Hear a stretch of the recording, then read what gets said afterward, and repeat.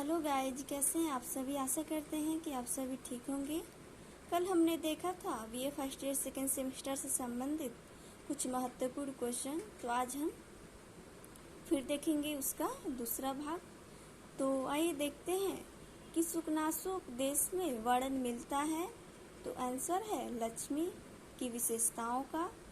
फिर अगला क्वेश्चन है कि कादम्बरी में किसकी कथा वर्णित है। तो चंद्रापीड़ की। फिर अगला क्वेश्चन है कादम्बरी का पात्र है। तो पत्र लेखा। फिर अगला क्वेश्चन है कि कादम्बरी में किसके 3 जन्मों का वर्णन मिलता है। तो चंद्रापीड़ का। फिर अगला क्वेश्चन है कादम्बरी का प्रमुख पात्र है। तो आंसर है चंद्रापीड़। फिर अगला क्वेश्चन है चंद्रापीड़ के पिता का नाम था। तो तारापीड़। फिर अगला क्वेश्चन है शुकनास ने चंद्रापीड़ को पहला संबोधन क्या किया था। तो तात। इसमें जो तारापीड़ हैं उनके पुत्र जो हैं वो चंद्रापीड़ हैं और जो शुकनास हैं वो तारापीड़ के मंत्री हैं। तो जब चंद्रापीड़ बड़े हो जाते हैं, उन्होंने सभी ग्रंथों का और सभी प्रकार से जितने भी शास्त्र हैं सबका ज्ञान प्राप्त कर लिया था, कुछ भी बाकी नहीं रह गया था। तो उनके पिता ने उनके राज्याभिषेक की तैयारी करनी शुरू कर दी और तैयारी शुरू करने से पहले जो शुकनास थे उन्होंने चंद्रापीड़ को राज्य के बारे में और राज्याभिषेक के बारे में, राजा के कैसा रहना चाहिए कैसा नहीं रहना चाहिए और उनके गुण और दोष के बारे में बताने लगी। उसी को शुकनासोपदेश कहते हैं। तो अगला क्वेश्चन देखते हैं कि कादम्बरी के प्रारंभ में कौन सी सूक्ति को उद्धृत किया गया है। तो त्रैमयाय त्रिगुणात्मने नमः। फिर अगला क्वेश्चन है कटु कोलांतो मलदाय का खला सूक्ति के आधार पर दुष्टों की तुलना की गई है। तो लोहे की जंजीर से। फिर अगला क्वेश्चन है लक्ष्मी की उत्पत्ति कहाँ से हुई। तो आंसर है ब्रह्मा के मुख से। फिर अगला क्वेश्चन है कि चंद्रापीड़ का राज्याभिषेक करने की इच्छा किसे हुई। तो तारापीड़ को।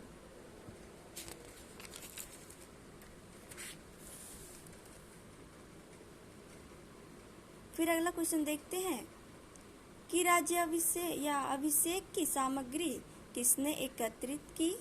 तो आंसर है द्वारपालों ने।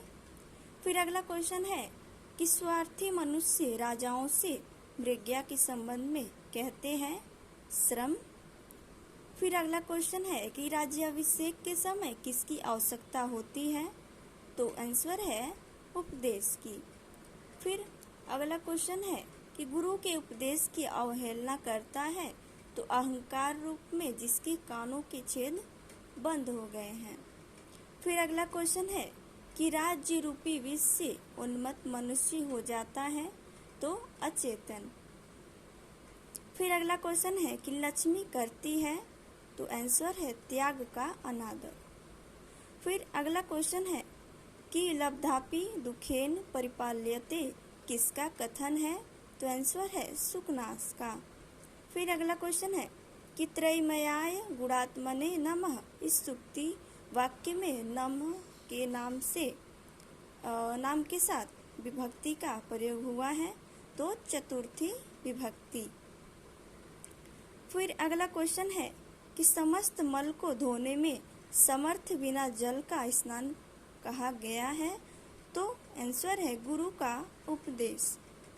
फिर अगला क्वेश्चन है कि गंधर्व नगर की रेखा को माना गया है। तो अमंगल सूचक। तो आज के लिए इतना ही। आशा करते हैं कि आपको क्वेश्चन अच्छा लगा होगा, समझ में भी आया होगा। तो चलिए मिलते हैं अगली वीडियो में। तब तक के लिए धन्यवाद।